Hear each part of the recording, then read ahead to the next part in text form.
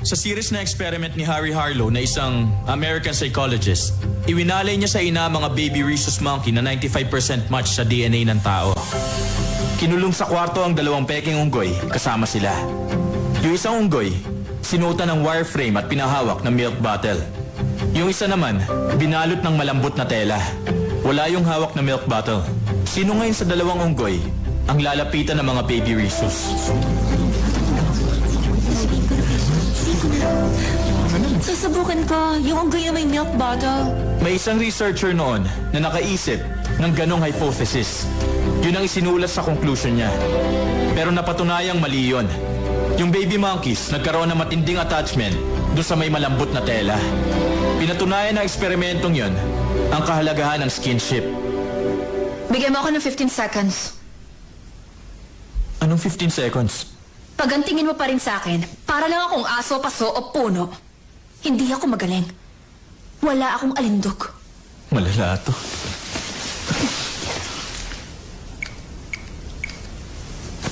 Okay, game.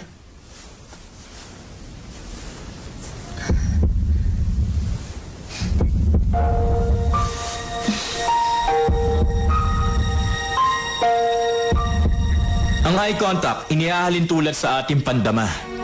Ang dopamines, nare-release sa ating mga brain. Sa tuwing tumititig tayo sa mata ng ibang tao, para na rin nating nahahawakan.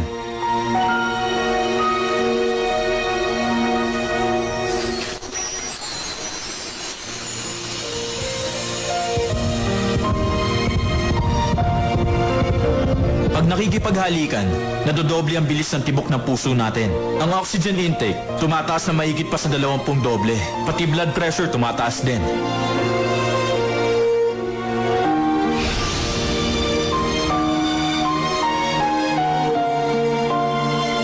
Hindi ka makakahinga para nakikipagkarera ang puso mo. Gagaan ang pakiramdam mo, kaya maluloko ka. Iisipin mo tuloy na in love ka. Pero ang lahat ng ito, epekto lang ng skinship. Dinadaya ka ng hormones mo. Yun ang hindi dapat paniwalaan.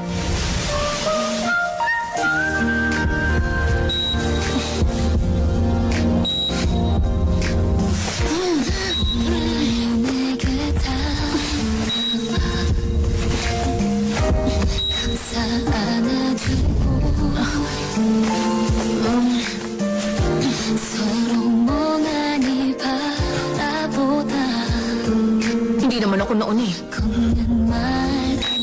Siguro, normal lang yun. Matatanda na kami.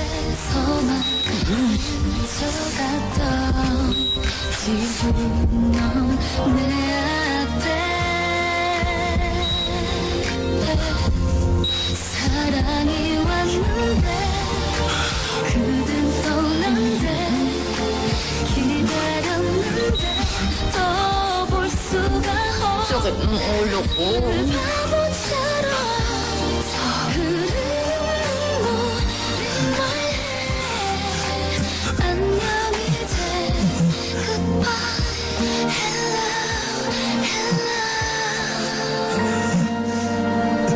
Manager Do? Nananaginip ka? May sakit ka ba?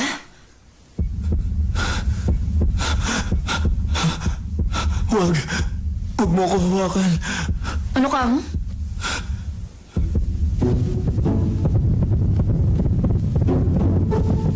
Huwag! Layuan mo ako! Doon ka na! Alis dyan! Kailangan, hindi ka magpaloko. Ang mabilis sa tibok ng puso at ang pagiging in love, para sa akin, magkaiba. Mr. Mateo, taga-Yongyong pupulis ako. Meron lang akong mga gustong itanong sa'yo. Tungkol sa pagkamatay ng aktres na si Rachel Han. Yung sinasabi ni Steffi Chua na wala sa kanya yung USB, posibleng itinago na yun ngayon ni Mateo.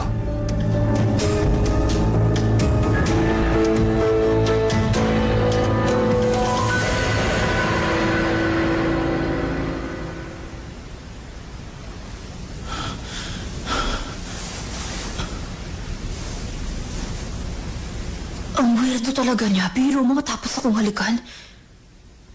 Bigla na lang nagkasakit. Ano yun? Puno ako ng virus sa bibig?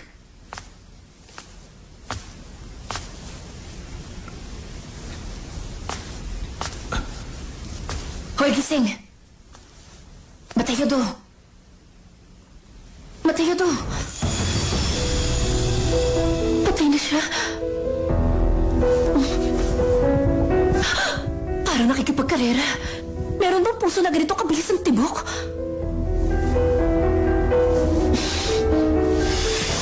Ako po! Okay ka lang? Akala ko patay ka na eh. Doon ka na. Aalis tayo. Dadalhin kita sa ospital. Pwede na magprito na itok sa ulo mo. Ang taas ng lagnat mo. Halika na. Layuan mo ako. Bakit? Ano bang problema mo? Sumagot ka nga.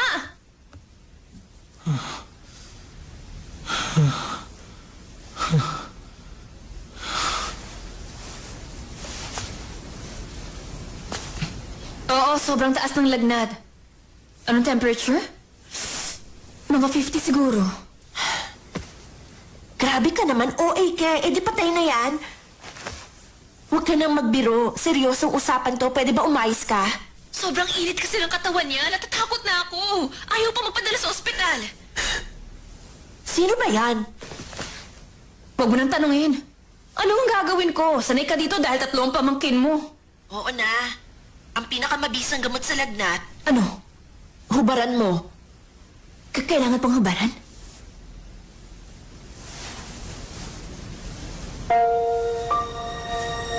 Nahubaran mo na? Hindi pa. Tanggalin mo lahat ng damit. Tapos gamitin mong bimpong basa. Punasan mo ang buong katawan niya. Yung buong... katawan niya? Kailangan ba talaga yun? Yun ang pinakamabisa. Yung mga pamangkin ko nga, pati diaper tinatanggal ko. Ayoko. Hindi ko magagawa. Bakit? Binata na ba yan? Ilang taon na? Teka muna. Anong nangyayari dyan? Ano yung naririnig ko? Parang ungol ng matandang... Sige na, bye.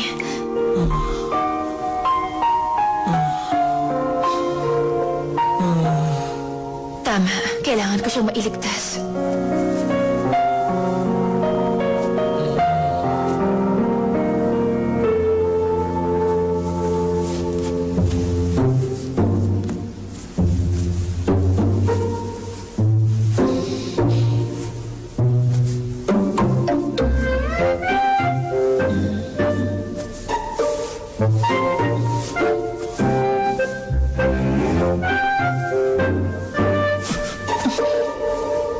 Ano ginagawa mo?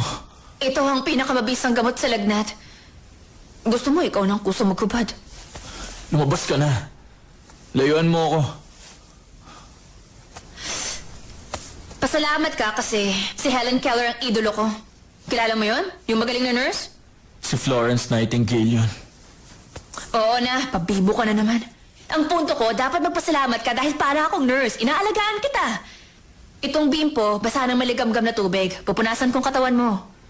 Pero kung ayaw mong gawin ko to, hindi ikaw na lang ang magpunas. Sinabi na lumayo ka sa akin eh. Naiilang ka ba dahil doon sa nangyari kagabi? Hindi mo naman kasalanan yun eh. Bidalaan kita, di ba? Iba talaga ang alindog ko. Maaakit ka. Naiintindihan kita. Alam ko namang tao ka lang eh. Kaya hindi mo napigil ang bugso ng damdamin. Kaya lang kasi... naisip ko, bigla kang nagkasakit matapos mo akong halikan kaya... nakakakonsensya.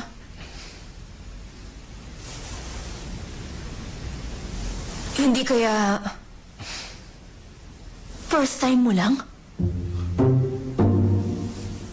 Ano? Hindi. Teka, bakit parang hindi ka sigurado? Nakakainis. Ikaw ang unang humalik sa akin, pero pakiramdam ko parang ako ang nakukonsensya. O basta, magpunas ka para bumaba ang lagnat mo. Tinutulungan na kita kaya huwag ka na mag-inarte.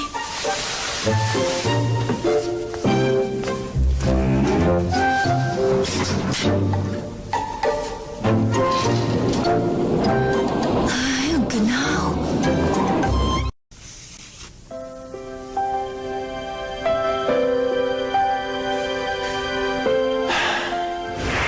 Oh, Lucy, bakit? Nandito pa lang ako.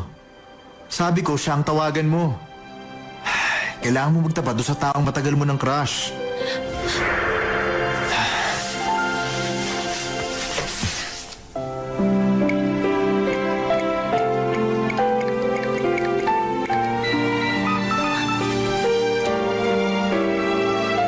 Tulog ka na ba?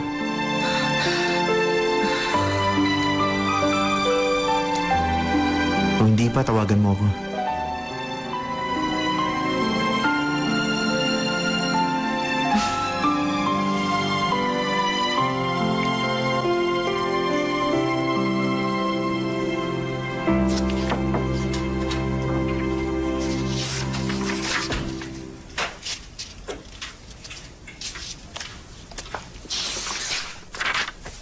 Oh, bakit? Peter, may tatanong lang ako sa'yo. Ano? Yun bang lalaki na nasa CCTV recording? Yun ba si Mateo do? Ilang taon na siya? Balita ko, professor siya. Anong trabaho niya dati? At saka, alam mo ba kung meron siyang kapatid na lalaki? Yung parang kakambal niya? O kaya meron kaya siyang kuya? Bakit mo ba gustong malaman? Anong relasyon niya kay Steffi? Meron kaya? Ano balita dun sa kaso? Ikaw ang best friend ni Steffi, di ba? Alam mo kung talagang kaibigan mo siya? Siya ang tanungin mo, bakit hindi mo kausapin? Hindi. Hindi ko yun kaibigan. Parang lalo lang lumabo ang usapan. Kung hindi mo siya kaibigan, bakit nagtatanong ka pa tungkol dun sa lalaki? Bakit ba kasi ayaw mo na lang ako sagutin? Basta, parang meron kakaiba sa kanya. Bakit mo naman nasabi yan?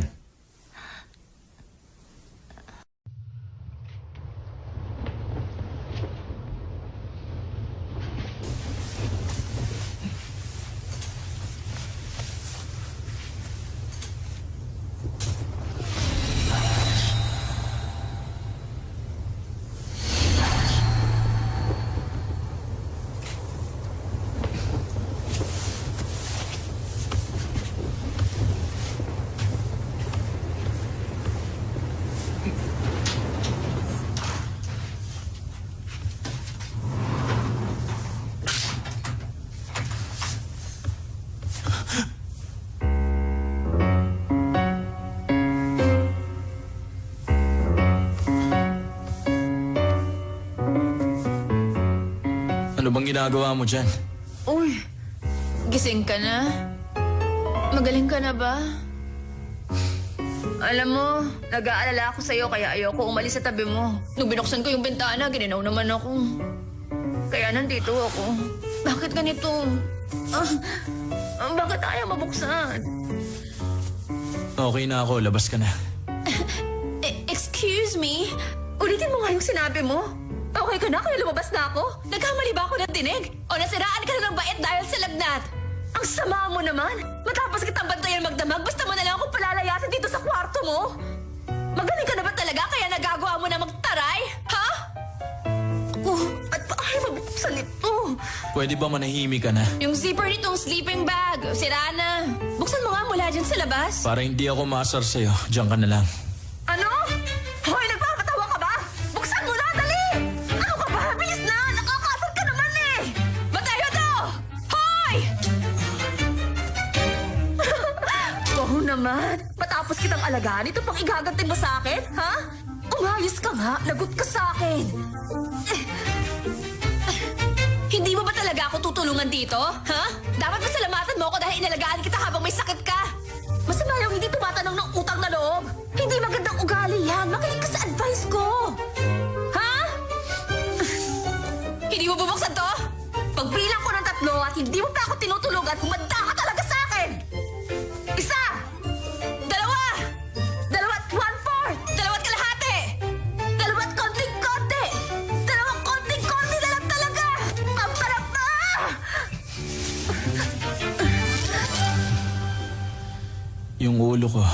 masakit na. Buksan mo na kasi ito. Hoy! Ibabara mo ako! Saan mo ba ako dadalhin? Ha? Ano ba? Ang kulit mo, ha? Ano ba? Hindi ako nakikipagbiruan sa'yo! Hoy! Papatayin talaga kita pag nakalabas ako dito! Ibang klase pa naman ako magalit! Yeah! Yeah!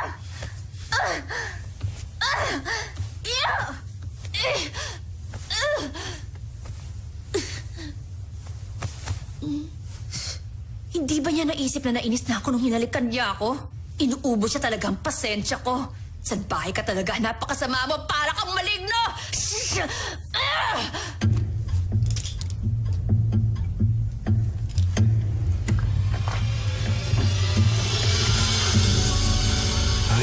Grabe, sobrang ginaw.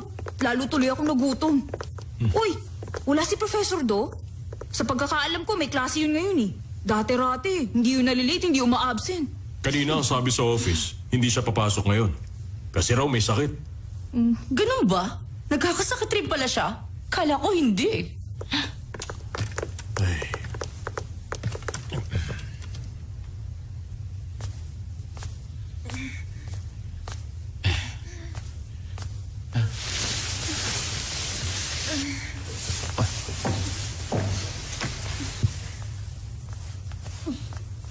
Hoy, sino ka?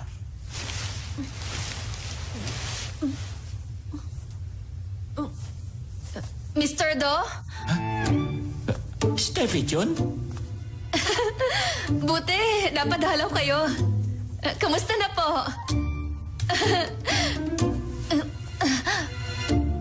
Good morning po. Magandang araw po sa inyo. Hi, good morning din sa'yo. Mr. Do? Pwede ba akong makisuyo? Please, ilabas niyo naman ako dito. Pinapunta niya kayo dito ng maaga para nang dalahan siya ng pagkain? Oh, Ano bang problema nung lalaking yun? Kahit may sakit siya, ayaw niya dalhin ko siya sa ospital. hindi niya kailangan magpa-doktor. Bakit ho?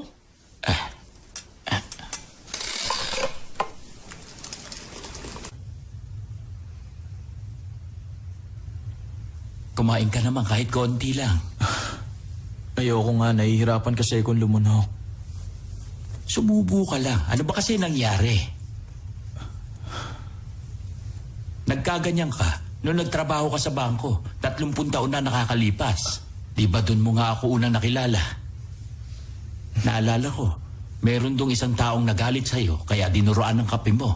Nung inumin mo, bigla ka nahilo. Nagkasakit ka, nakahiga ka ng 1 linggo. Si Gilbert, Min. Yung itsura ng walang iyang yun, hindi ko makakalimutan. Naalala ko pa pagkatapos ng pangyayaring yun, hindi ka na uli kumain ng may kasabay. Hindi ka ba sumabay ng pagkain doon kay Steffi? Sumabay? Pero teka, di ba dati naman sinabayan mo rin ako sa pagkain? Wala naman nangyari sa'yo. Ano kaya ang dahilan ng pagkakasakit mo ngayon? Oh, sandali. Tama kaya ang naisip ko? Tama kaya ako? Ano? Gusto ko na magpahinga. Bakit hindi mo pinigilan? Para lang dun, magbubuwis ka ng buhay. Matulog ka na nga. Kung kailan paalis ka na, tsaka pa nangyari ang ganyan. Nakakalungkot naman. Sabihin mo nga sa akin, hindi ba pwedeng huwag ka na lang umalis? Kapag lumalayang nararamdaman mo, bago ka mawala, hindi lang ikaw mahihirapan. Pati yung maiiwan mo, sigurado masasaktan ang damdamin.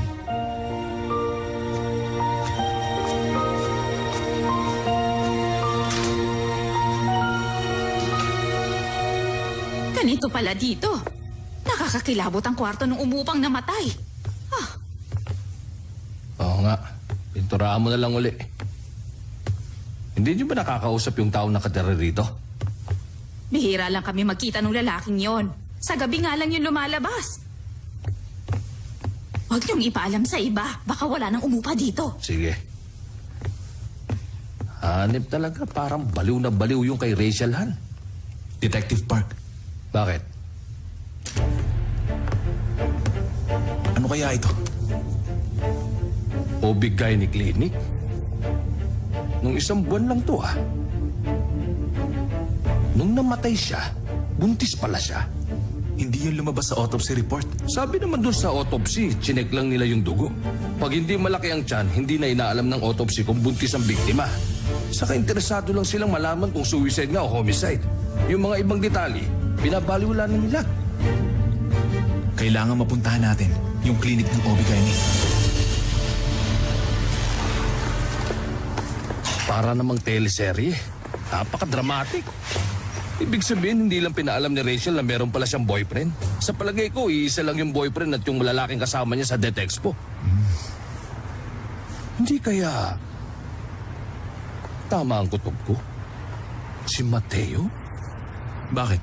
Hindi mo ba alam yung chismis nun? Sa isang salon daw, nag-away si Steffi at Rachel dahil sa isang lalaki. Sa CCTV footage ng salon, walang nakitang ganun. Oo, alam ko. Pero habang nag-aaway sila noon, may dumating na lalaki, hindi ba? Si Mateo. Makinig ka. Tingnan mo kung tama ang kutob ko, ha? Nagkagustuhan sila Mateo at Steffi Chon dahil magkapitbahay sila. Pero hindi nagtagal, nangaliwa si Mateo at si Rachel Han ang ipinalit. Como gwapo at napakaraming pera, habulin ng mga babae. Kaya lang, nahuli sila ni Steffi Chon.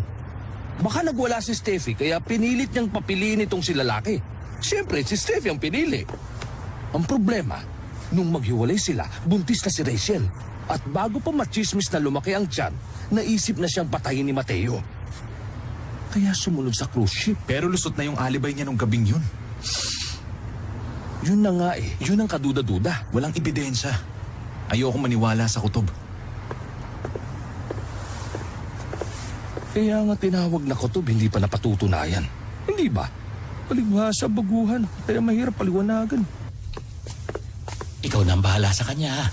Ipaubos mo na lang yung lugaw na dinala ko. Sige, pipilitin ko pong kumain. Huwag ko kayong mag-alala. Siya nga pala. Meron lang akong ipakikiusap sa'yo. Kahit pag sungitan ka, huwag mong duduraan yung lugaw niya, ha? Sayang, plano ko pa naman. Ah. Nagbibiro lang po ako. Sorry. Hindi yan magandang biro. Seryoso ako.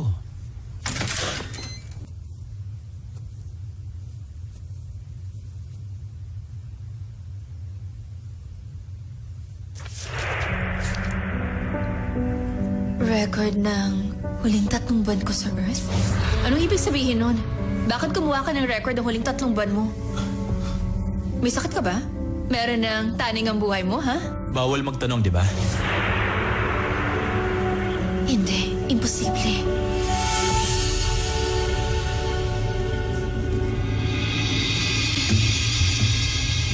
Si Rachel nagdadalang tao. Opo.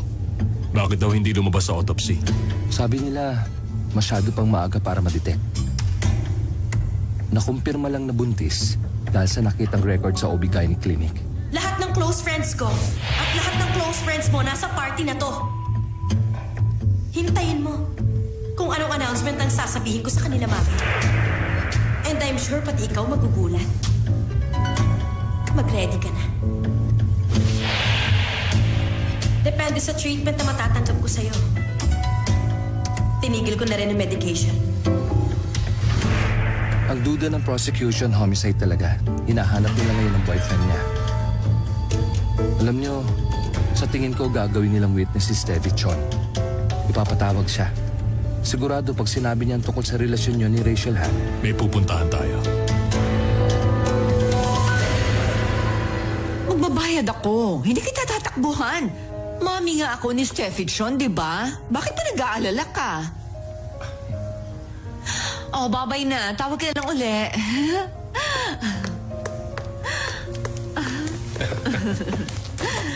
Tagal nating hindi nakita. Oo nga, Mr. CEO. Natatandaan ko, nung mga nakalipas na buwan, lagi kang tumatawag sa amin.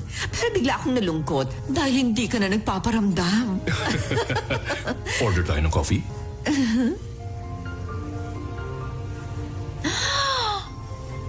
Really? Ganito kalaki ang budget natin. Bakit? Kung sa bagay, sikat siya. Karapat dapat nga lang siyang presyohan ng malaki. Kaya lang, merong kondisyon.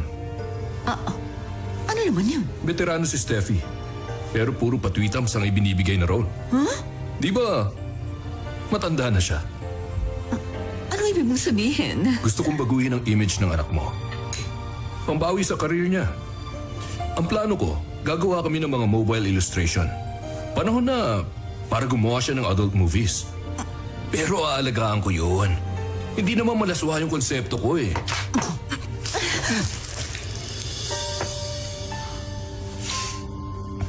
Mama! Huwag mo akong matawag-tawag na mama. Wala akong anak na kasing bastos at kasing pangit mo. Umuwi ka na, sabihin mo sa nanay mo, turuan ka ng kagandahang asal. Yan bang natutunan mo sa kanya? Ang yabang mo ah! Hinuhututan mo ang anak mo pero kung magsalita ka para kang mabuting ina. Bakit? Kulang pang halagang yan? Magkano gusto mo? Sige, ibibigay ko. Ha? Alam ko nagpapadagdag ka lang dahil mukha kang pera. Kilala kita. Pati kaluluwa niya binibenta mo para lang yumaman ka. Ano? Dapat nga, pasalamatan mo pa ako. Dahil sa akin, kikita siya uli pero kailangan niya muna maghubad. Pero kung ayaw mo, di wag na lang. Isit. Laos na siya. Tapos na maliligayang araw mo. Gumising ka na sa katotohanan. Wala ka ng paghuhugutan, kaya mag-isip ka.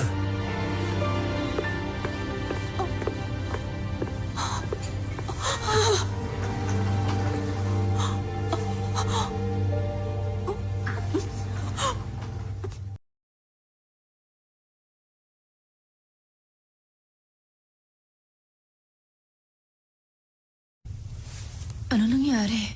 Bakit dito ako natulog?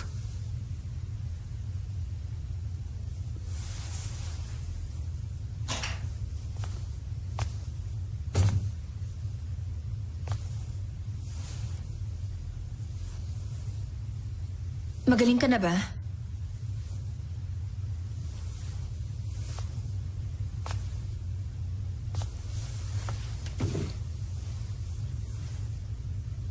Hindi pa rin magaling yung sugat mo. Gaano ba kalalim yan? Pagaling na to.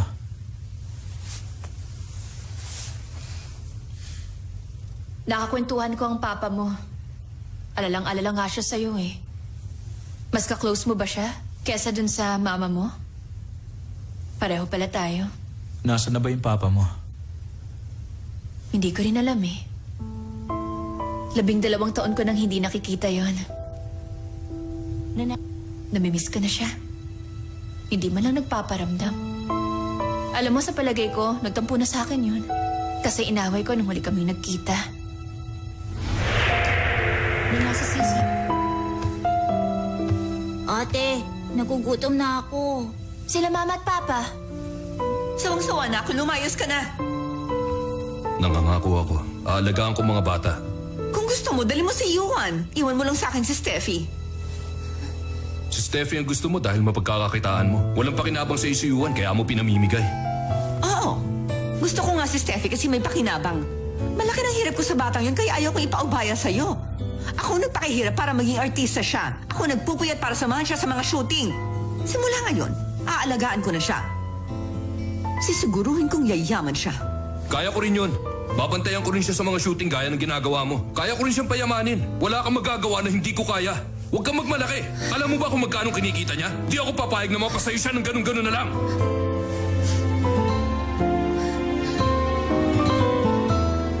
Steffi. Mali ang pagkakaintindi mo. Huwag kang mag-isip na masama. Huwag niyo ako hawakan! Anak. Hindi niyo na ako anak! Simula ngayon, wala na akong papa! Huwag na kayo magpapakita sa akin! Kapag tinawag niyo ulit akong anak, tandaan niyo, magpapakamatay ako!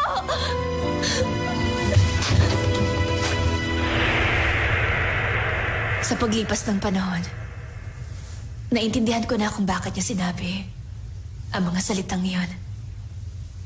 Alam kong hindi niya yun sinasadya. Ang ikinasasama lang ng loob ko. Bakit napakaikli ng panahon na pinagsamahan namin ng papa ko? Kung alam pala niya na iiwan niya rin ako, sana hindi na lang niya ipinakitang mahal niya ako. Tumakbo ako palabas noon Habang nasa kalsada, muntik na akong mamatay. Muntik na akong masagasaan ng isang malaking truck. Buti na lang, may nagligtas sa akin. Alam mo, para sa akin, misteryo pa rin yun hanggang ngayon. Alam kong isang segundo na lang, masasagasaan na ako noon. Pero sa isang kisap mata, nailigtas niya ako. Bigla na lang nasa gilid kami ng kalsada. Sino kaya yung taong yun? Hindi ko alam kung tao o multo siya. Parang nga siyang si kamatayan. Kulay itim ang suot. Pag madaldal talaga kung ano-anong pinagsasasabi. O sige, mang-asar ka pa. Ako nga rin hindi makapaniwala. Pero totoo yung mga sinabi ko. Hindi lang ako nakakita, pati si Winston. Matulog ka na. Oh, tumatawag si Jackson? Tawag to ng tawag dito mga nakaraang araw. Oh, bakit biglang nahulog to?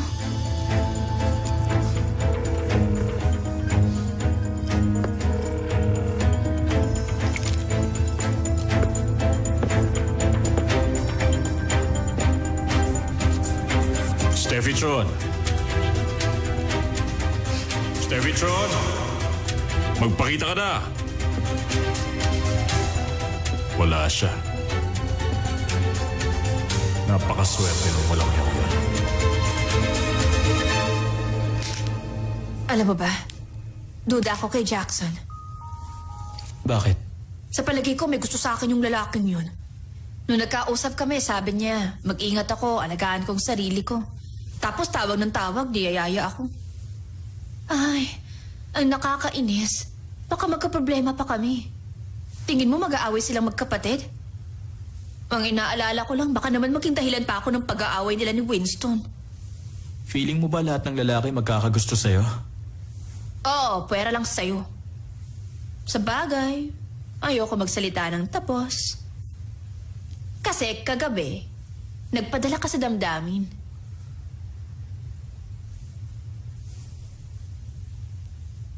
Ano ba kasing gusto mo sa babae? Wala akong gusto. Ako sa lalaki? Ang gusto ko, yung hinding-hindi ako iiwan kahit anong mangyari. Ayoko ng taong biglang mawawala gaya ng papa ko. Ang gusto ko kasi, nasa tabi ko lang siya habang buhay. Pasado si Winston sa ganong katangian. Bakit? Maaga yung klase ko bukas.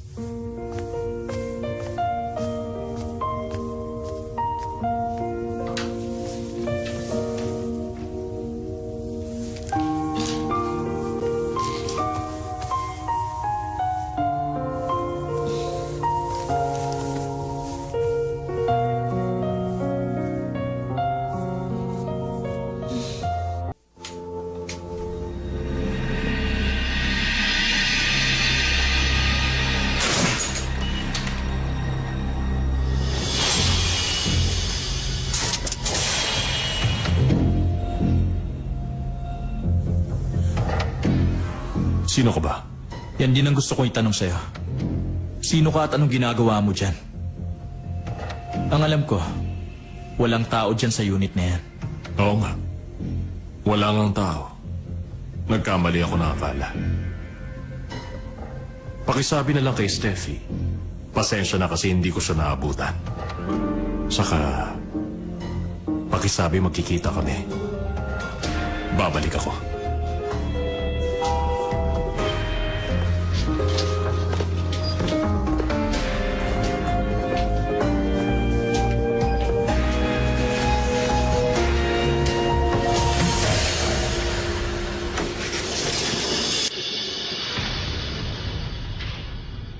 Anong problema?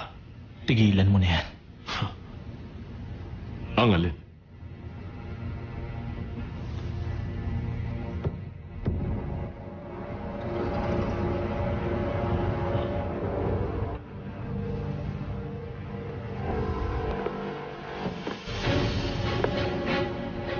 Alam kong nasa iyo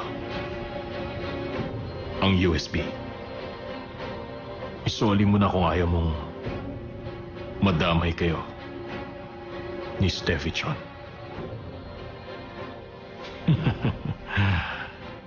Hindi mo pa ako kilala.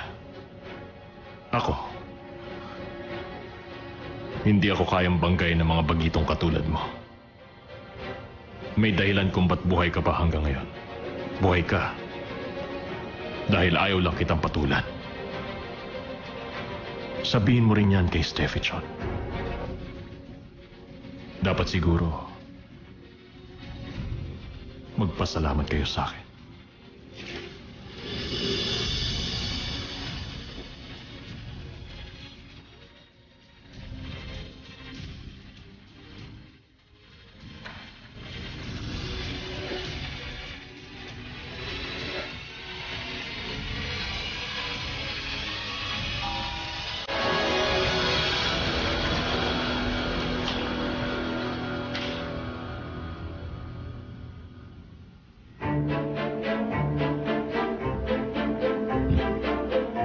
Oras na masaktan si Steffi ng dahil sa'yo.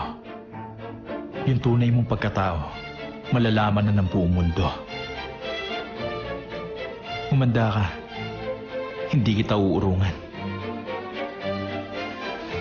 Alalahanin mo, hindi mo pa rin ako lubusang kilala. Tandaan mo to. Kahit kailan, walang maaaring pumatay sa akin.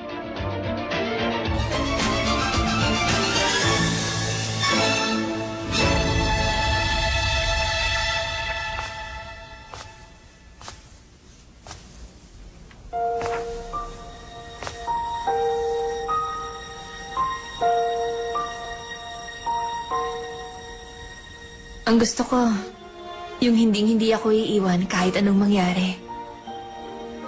Ayoko ng taong biglang mawawala gaya ng papa ko. Ang gusto ko kasi, nasa tabi ko lang siya habang buhay. Kapag lumalaya nararamdaman mo bago ka mawala, hindi lang ikaw mahihirapan. Pati yung maiiwan mo, siguradong masasaktan ng damdamin.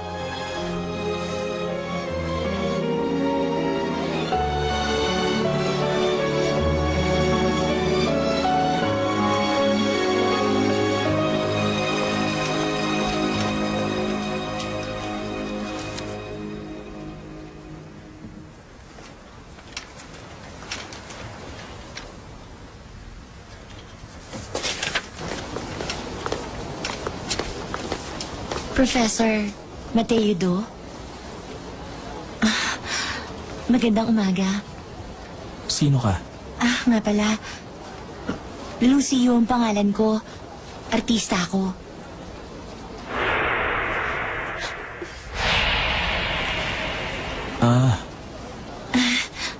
Pasensya ka na kasi inabangan kita rito. Kahit alam ko may klase ka. Ewan ko kung alam mo na. Si Steffi. Kaibigan ko. May gusto lang sana ako itanong tungkol sa kanya. Pwede ka bang maabala sandali?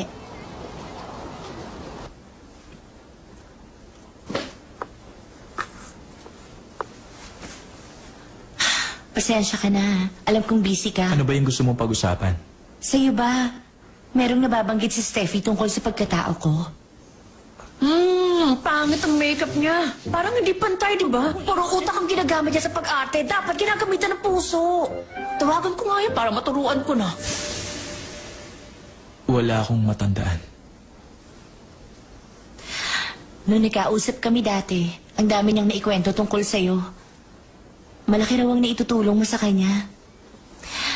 Mukhang maaasahan ka kaya may tiwala siya sa'yo. Alam mo, ang totoo kasi niyan, naging mag-best friend kami simula pa nung middle school. Pero nagkaroon kami ng hindi pagkakaunawaan.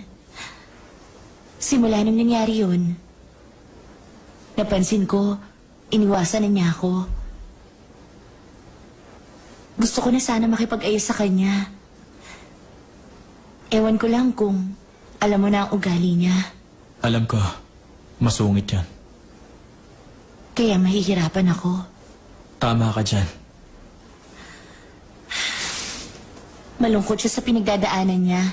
Kaya gusto ko sanang makatulong. Kaya lang, baka masamain niya ang gagawin ko. Lalong magagalit sa akin yun. Pwede ba akong humingi sa iyo ng pabor? Nag-aalala ako sa kalagayan niya. Gusto kong malaman kung ano mga nangyari sa kanya. Kaso nga lang, hindi naman sasagutin nun ang tawag ko. Para makamusta ko siya, pwede bang ikaw ang tawagan ko? Sige, payag ako.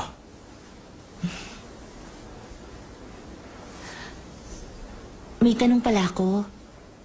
Ito bang si Steffi kilala mo na noon pa o ngayon mo lang talaga nakilala?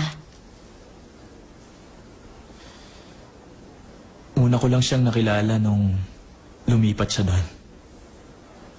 Ah, ganun ba? Malaki ang pasasalamat ko sa'yo. Dahil sa'yo, nagkaroon siya ng karamay sa problema.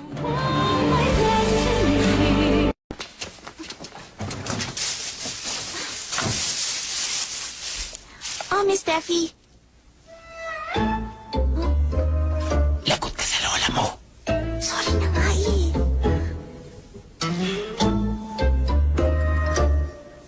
Salamat. Kahit natawag mo akong Steffi. Sorry po talaga. Nadulas lang yung dila ko. Okay lang. Yun ang nakasanayan nyo dahil matagal nyo na siyang nakatrabaho. Mabigla kayo sa mga nangyari. Mahaba ang pinagsamahan nyo. Kaya alam kong mas gusto nyo siya kaysa sa akin. Ha, hindi naman po. Hindi naman. Isa pa, sanay kayong katrabaho ang superstar. Sino ba naman ako? Parang ngayon pa lang ako nagsisimula. Mina, Junjun, kung ayaw niyo sa akin, sabihin niyo lang. Eh, hindi naman po sa ganon. Mabait kayo para kayong anghel. Sa totoo lang, mas gusto ko pa kayo kaysa kay Steffi. Masarap kayong kasama.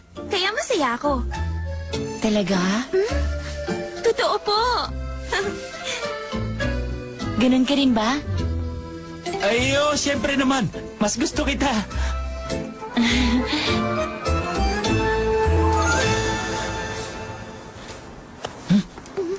Anong anghel?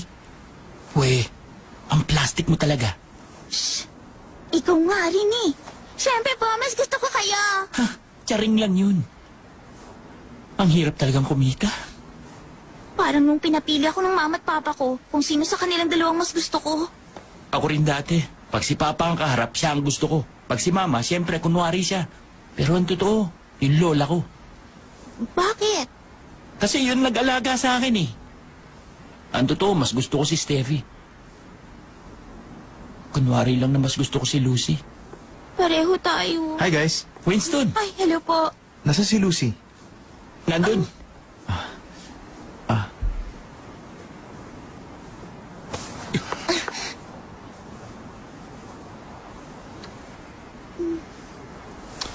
Sorry, Direk. Nagpas ako sa marking. Okay lang. Take ulit tayo, ha? Ready? Action!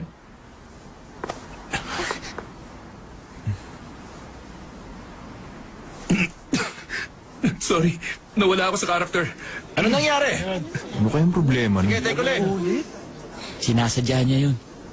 Ganyan siya lagi pag kissing scene.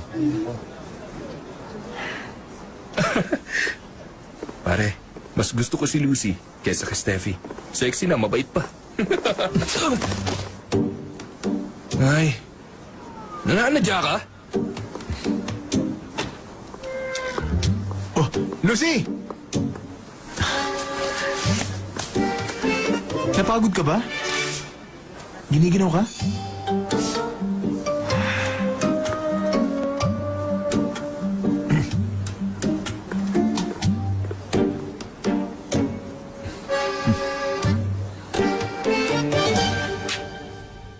Ba't kayo nagkita ni Lucy? Bakit ka daw niya pinuntahan? Nasabi ko na, di ba? Kinausap niya ako dahil nag-aalala siya sa'yo. Nag-aalala? Kaplastikan yun, huwag kang maniwala sa kanya. Hindi ko na siya itinuturing na kaibigan. Ang kapal naman pala talaga ng mukha niya eh. Ano bang gusto niyang palabasin? Nagbabait-baitan siya? Inaalam niya kung miserable na ang buhay ko dahil gusto niya akong pagtawanan? Sabi mo kaibigan mo yan. Dati yon, hindi na ngayon. Mukha naman siya mabait eh. Ano yan, pinagtatanggol mo pa siya? Sa akin ka makampi o sa kanya? Wala akong kinakampihan sa inyo. Bakit wala? Hindi mo ba alam na meron akong dahilan kaya kinamubuhian ko yung babaeng yon? Alam ko, lahat na nangyayari may dahilan. Meron din dahilan kaya may mga taong hindi makatagal dyan sa ugali mo. Ano? Ibig mong sabihin?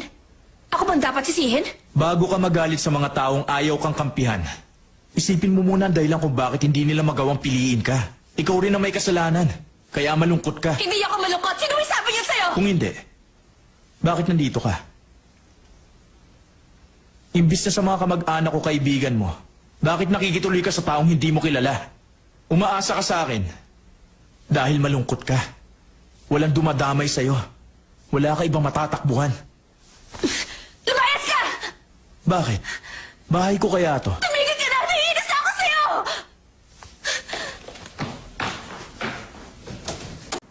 Yung text ko, hindi mo nabasa? Nabasa ko. Ba't hindi ka tumawag? Natakot ako. Nung tinawagan mo ako, napaisip ako. Hindi ko alam. Masyado pala ako naging manhid. Sa'yo ko pa una sinabing may gusto ako sa kaibigan mo. Yung love letter, sa'yo ko pa mismo pinaabot. Pagalit si Steffi, ikaw pang ginagawa kong tulay para magkabati kami. Siguro, hirap na hirap ang damdamin mo, no? Pasensya ka na.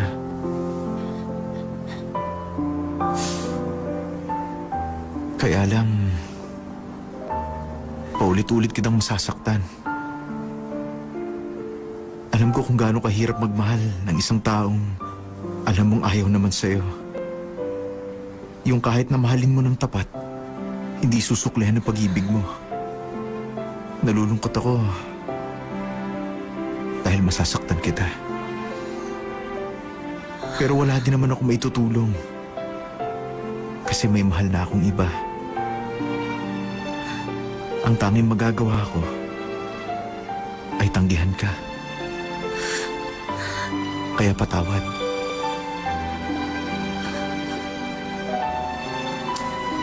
Sana wag mo akong iwasan. Kasi ayoko mawala ka sa akin bilang kaibigan.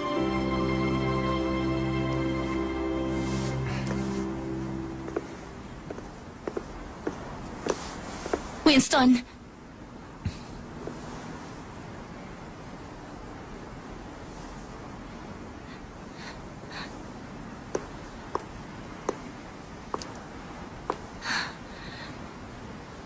Yung kapitbahay ni Steffi na si Mateo Do. Hindi mo ba natatandaan? Anong ibig mo sabihin?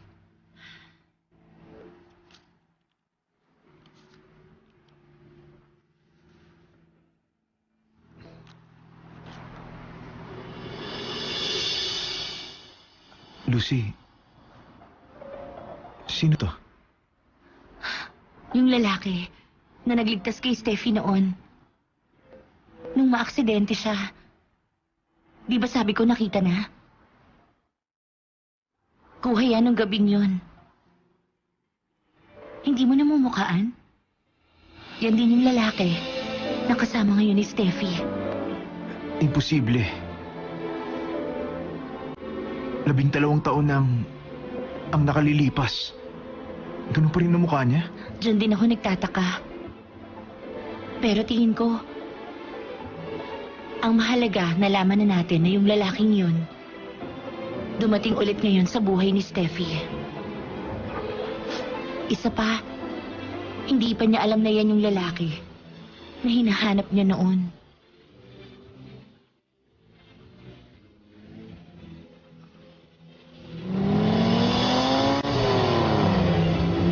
Naaalala mo ba yung mukha niya?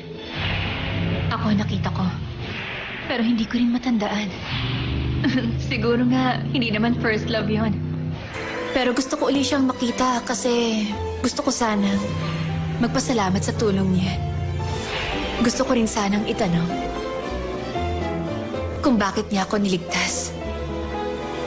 Yun lang naman.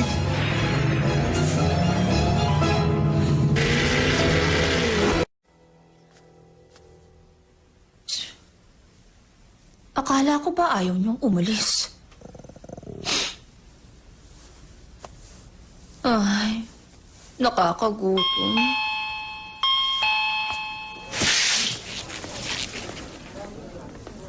Chicken at beer nga po. For takeout.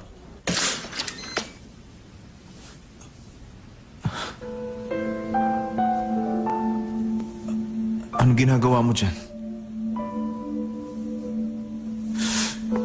Bakit nasa bahay ka ng lalaking yun? Nasa si Mateo do. Teka, anong problema? Halika. Halika sabi! Bitawan mo nga ako! Wala akong matuluyan kaya nandito ako! Pagkagaling ko sa ospital, meron ng gulo sa loob ng bahay ko. Natakot ako kaya... Dito ako tumakbo. Bakit dito? Ba't di sa hotel o kaya sa mama mo? Ayoko pumunta sa mama ko. Ayoko rin mag-hotel. Sawa na ako sa intriga. Ayoko rin nandito ka. Gusto ko doon ka na sa bahay namin. Bakit ka ba nagagaling? Kung wala ka ibang matutuluyan, ibibili kita ng bahay. Ayoko nandito ka. Ihaharap kita na malilipatan. Winston, kuminahon ka nga. Sa Chongpyong, may bakasyonan kami. Maraming security guard doon. Meron pang personal chef. Doon muna tayo. Sasamahan kita. Halika na. Alam kong pagod ka na. Kaya, magpahinga ka doon. Mag-relax ka.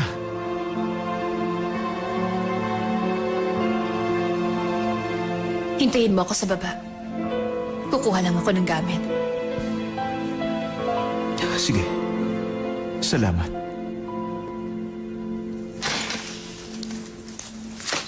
Promise. Pag wala na ako, siguradong mamimiss mo ko ng todo-todo.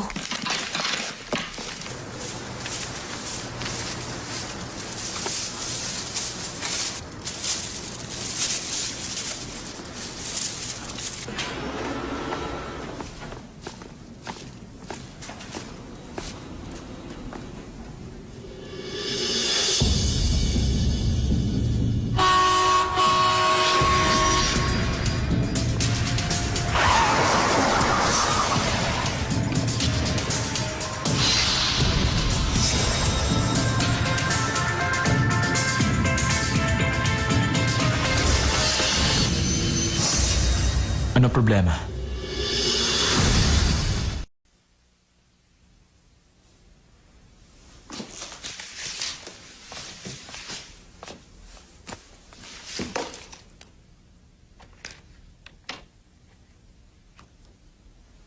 Hoy, sir. Salamat sa lahat ng tulong mo. Pupunta ako sa bahay bakasyonan nila Winston sa Chongpyong. Ay, wag ko nang sabihin kung saan yun. Para namang pinasusunod ko siya. Mukha akong kawawa. Ayoko na masulatan.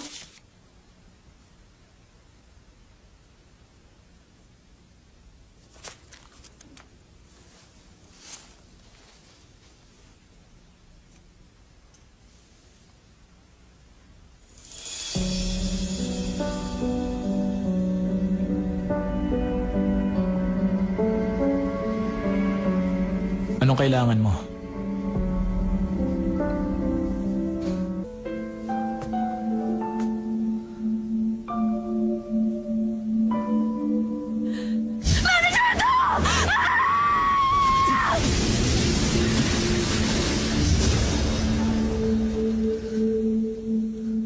Umamin ka na.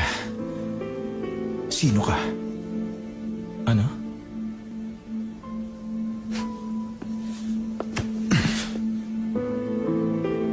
Yung lalaki na nagligtas kay Steffi 12 years ago. Ikaw nga ba? Ilan lang ang pagkakataong nakakapagligtas ako ng tao gamit ang kakayahan ko.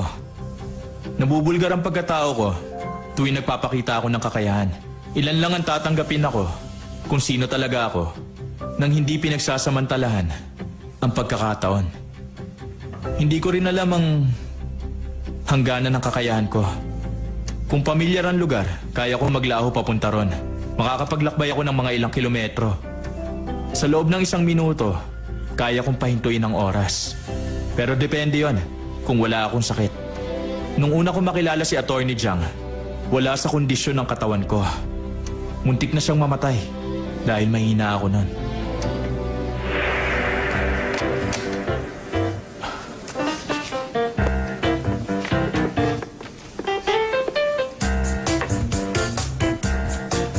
Magkape ka muna.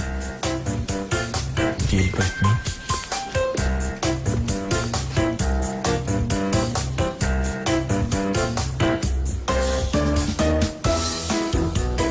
Tulungan niyo ako. Kailangan maoperahan ang nanay ko. Kaya kailangan ko ng pera. Nagkasakit yung katatrabaho.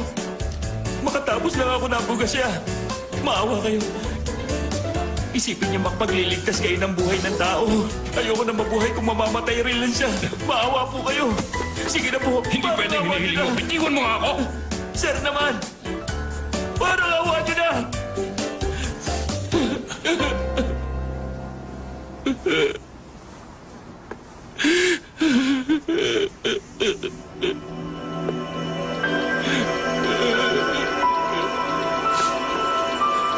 Sandali!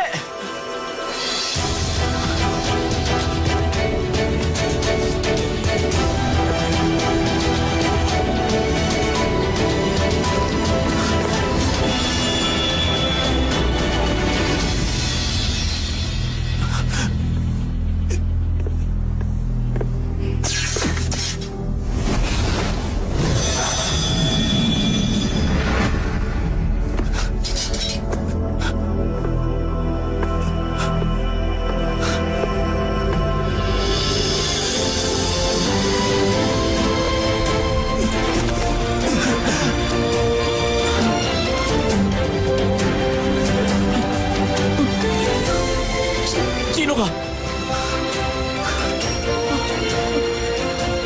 Ano ka, multo?